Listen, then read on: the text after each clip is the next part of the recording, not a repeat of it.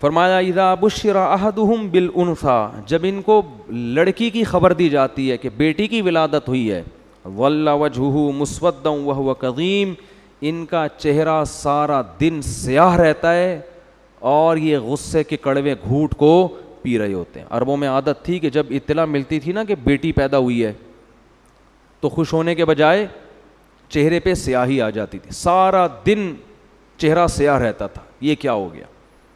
ان کے ہاں بیٹیوں کا یہ مقام تھا۔ یتوارا من القوم من سوء ما بشر بی، فرمایا جو اسے خوشخبری دی گئی ہے نا بچی کی، اس کی برائی کا اس کے چہرے پہ ایسا اثر، اور وہ اتنی ذلت محسوس کرتا تھا کہ یتوارا من القوم، سارا دن اپنی قوم سے منہ چھپاتا تھا، سارا دن اپنی قوم سے منہ چھپاتا تھا۔ ایمسکہ علی ہون ام یدسہ فی التراب، اس ٹینشن میں سارا دن گزرتا کہ میں ذلت برداشت کر کے اسے پالوں یا اسے مٹی میں دفن کر دوں۔ یہ کس کی عادت تھی؟ عربوں کی۔ بیٹی کی پیدائش پہ چہرہ کیا ہو جاتا تھا؟ سیاہ، اور ذلیل ہو کے چھپتا پھرتا تھا۔ میں نے وہ قبرستان دیکھا ہے جہاں بیٹیوں کو دفن کیا جاتا تھا، آج بھی موجود ہے، جو بھی جاتے ہیں دیکھ سکتے ہیں۔ ان مشرکین پر ہمیں تعجب نہیں ہے، تعجب آج کے پڑھے لکھے لوگوں پر ہے کہ جو نسل روکتے ہیں اس خوف سے کہ کہیں بیٹی پیدا نہ ہو جائے۔ اور میں نے خود آج کے جنگلیوں کو بچی کی پیدائش پہ روتے ہوئے دیکھا ہے، پہلے مجھے یقین نہیں آتا تھا، لیکن پڑھے لکھے جنگلی، پڑھے لکھے جاہل، ان کو میں نے اب بھی دیکھا ہے بچی کی پیدائش پہ آنسو بہاتے۔ یہ کیا ہو گیا؟ میں ایک دفعہ ہسپتال میں بیٹھا ہوں تو سامنے کوئی خاتون رو رہی ہیں اور وہ بیٹا ان کا پینٹ شرٹ میں، لگ رہا تھا کوئی ایجوکیٹڈ فیملی ہے، وہ بھی بیچارہ پریشان، منہ ایسا نا اس کا جھکا ہوا، رو تو نہیں رہا تھا لیکن منہ پہ یہی کیفیت تھی جو یہاں قرآن بیان کر رہا ہے، چہرے پر کیا ہے؟ ذلت۔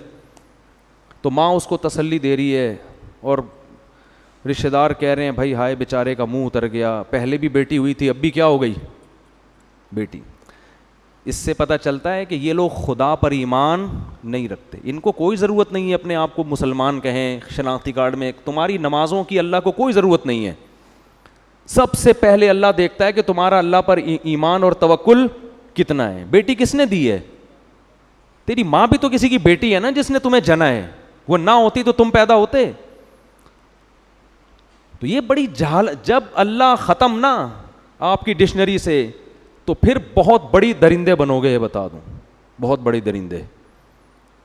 وہی ہوگا کہ جانوروں کے تو حقوق ہوں گے، انسانوں کے حقوق نہیں ہوں گے۔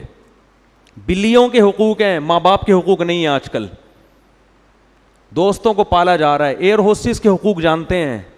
بیٹی پہ اپنی اولاد پیدا ہو رہی ہے اور اس گدھے کا منہ سوج رہا ہے۔ مجھے تو دل چاہ رہا تھا میں رکھ کے اس کے گدھے کو ماروں کھینچ کھینچ کے، بے غیرت آدمی۔ تو پڑھا لکھا ہے، تجھے شرم، تجھے خدا پر ایمان نہیں ہے کیا؟ تو یہ لڑکی، یہ اللہ کی مخلوق پہلے ہے، بے غیرت تیری بیٹی یہ بعد میں ہے۔ یہ اللہ نے اپنی مخلوق کو پیدا کیا ہے، اس کا نظام ہے، ہمیشہ سے پیدا ہو رہی ہیں اور قیامت تک ہوتی رہیں گی۔ اور تجھے اتنی شرم نہیں آتی کہ جس خدا نے تجھے پال پوس کے جوان کیا، اس بیٹی کا رزق بھی وہ تجھے دے گا۔ تیری بیوی کی چھاتیوں میں دودھ پیدا کیا اس نے اس بچی کی پیدائش پر، یہ بتانے کے لیے کہ اس کو بھی میں ہی کھلاؤں گا جیسے بیٹے کو میں کھلاتا ہوں۔ تو بے شرمی کی انتہا ہے، بے غیرتی کی انتہا ہے۔ اور یہ ہیں پڑھے لکھے، یہ کیا کہلاتے ہیں؟ پڑھے لکھے لوگ۔ جہالت ہے یہ۔ ہمارے نبی صلی اللہ علیہ وسلم نے اس ماحول میں آنکھ کھولی ہے کو زندہ دفن کیا جا رہا ہے، اور قرآن کیفیت بیان کر رہا ہے یتوارا من القوم من سوء ما بشر بہ، کہ سارا دن اس کا چہرہ سیاہ رہتا تھا۔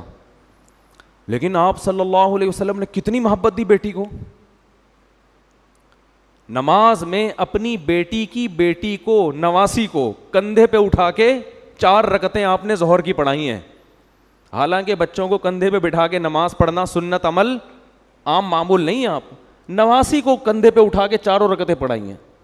جب رکوع میں جاتے تو اٹھا کے نیچے کر دیتے، اور جب اگلی رکعت میں کھڑے ہوتے پھر اٹھا کے کندھے پہ بٹھا دے۔ اتنی محبت آپ نے اپنی کسی اولاد کو، بلکہ کسی بچے کو بھی نہیں دی ہوگی۔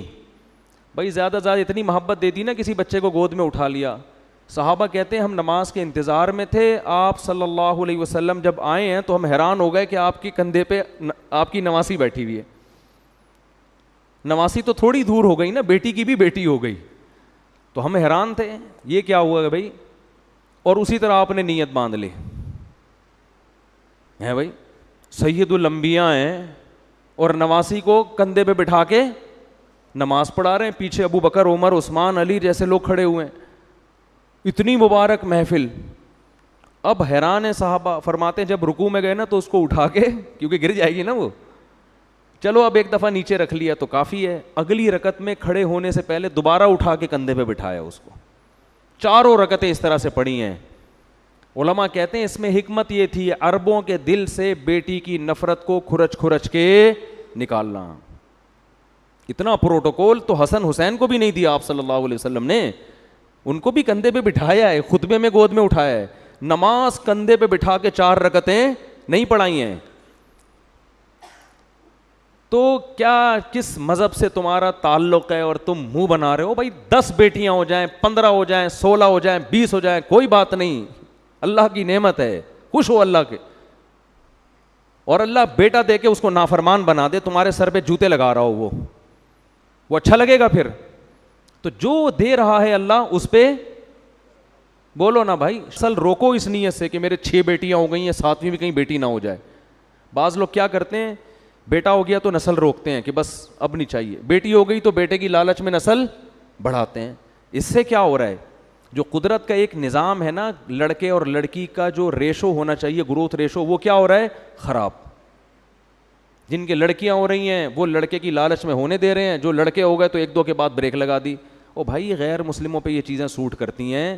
ہم کلمہ گو لوگ ہیں, ہم اللہ کو مانتے ہیں, ہمیں یہ پتہ ہے کہ اللہ نے بیٹی اور بیٹے دونوں کے لیے یہب لمن یشاء استعمال کیا ہے, کہ جس کو چاہتا ہوں بیٹے گفٹ کرتا ہوں. ہبہ گفٹ کو کہتے ہیں. وہب لمن یشاء یہب لمن یشاء اناسا, جس کو چاہتا ہوں بیٹیاں گفٹ کرتا ہوں. تو بیٹیاں گفٹ ہوتی ہیں, خود گاڈ گفٹڈ ہیں یہ. اور نبی صلی اللہ علیہ وسلم نے ارشاد فرمایا, جس کی 3 بیٹیاں ہوئیں اور اس نے ان کی صحیح کفالت کی, ان کی تربیت کی اور ان کا صحیح جگہ نکاح کر دیا, میں اس کے لیے جنت کی ضمانت دیتا ہوں. اور آپ نے یہ بھی فرمایا, کن لہ حرزا من النار, یہ بیٹیاں ماں بھی اس میں داخل ہے, والدین اور جہنم کے درمیان آڑ بن جائیں گی. کہ اللہ اگر کسی کوتاہی کی وجہ سے ان کے والدین کو جہنم میں ڈالے گا نا, کچھ کوتاہیاں ہو گئیں, تو رکاوٹ کون بنے گا؟ حرزن, بیٹیاں کیا بن جائیں گی؟ دیوار, رکاوٹ. کیوں؟ کہ اللہ اس نے اتنی بڑی ہمارے والدین نے نیکی کی ہے کہ ہمیں عزت کے ساتھ انہوں نے اپنے گھر میں پالا, حالانکہ ان کا ہم سے کوئی دنیاوی مفاد نہیں تھا. بیٹوں سے تو مفاد ہوتے ہیں, یہ کرے گا, یوں کرے گا, ہم سے کیا مفاد تھا؟ ہمیں تو رخصت کرنا تھا انہوں نے سسرال, تو وہ اپنی اس احسان کا واسطہ دیں گی. تو صحابہ تو بیٹیوں پہ خوش ہوتے تھے بھائی. پتہ نہیں کس کا, کہاں سے, یہ کون سی قوم سے کون سے ڈرامے دیکھ رہے ہیں, کون سے فلمیں دیکھ رہے ہیں, کون سے کیا دیکھ رہے ہیں جس کی وجہ سے یہ نحوست تو ہو رہا ہے. وہ ترس کھا رہے ہوتے ہیں لوگ, کسی کی تیسری بچی ہو جائے نا, ترس کھا رہے ہوتے ہیں. یہ جاہلوں والی باتیں ہیں, یہ غیر مسلموں پہ سوٹ کرتی ہیں. ان میں بھی جو بہت ہی پرلے درجے کے جاہل ہیں, ہر غیر مسلم بھی ایسا نہیں ہوتا. یہ ان پہ سوٹ کرنے کی باتیں, ہم فخر کرتے ہیں بھائی. بیٹیاں بھی دے اللہ, بیٹے بھی دے. او یزوجہم ذکرانا و اناسا, فرمایا جس کو چاہتا ہوں گفٹ میں بیٹیوں کی لائن لگا دیتا ہوں, جس کو چاہتا ہوں گفٹ میں بیٹوں کی لائن, اور جس کو چاہتا ہوں ہٹو بچوں, ٹھیک ہے نا, بیٹوں کی بھی لائن اور بیٹیوں کی بھی لائن. جب زیادہ ہوتے ہیں تو پھر دونوں ہی ہوتے ہیں. یہ جو روک رہے ہیں نا 2 کے بعد نہیں, تو پھر یہاں ترسا کے اللہ دیتا ہے. پھر اگر نسل کو ایسے ہی پیدا ہونے دو کہ بھئی اللہ جتنی چاہے اولاد دے, تو ہو سکتا ہے آپ کی 4 بیٹیاں ہوں, پھر لائن سے 4 بیٹے ہو جائیں.